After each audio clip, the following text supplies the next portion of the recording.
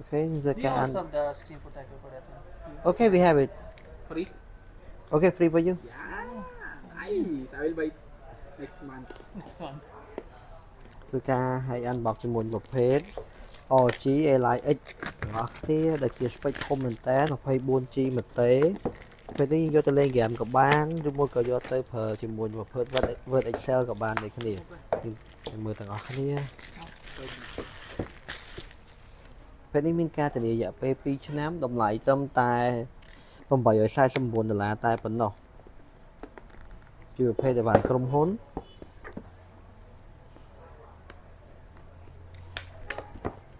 ចឹងមកមានតម្រូវការចង់បានប្រភេទ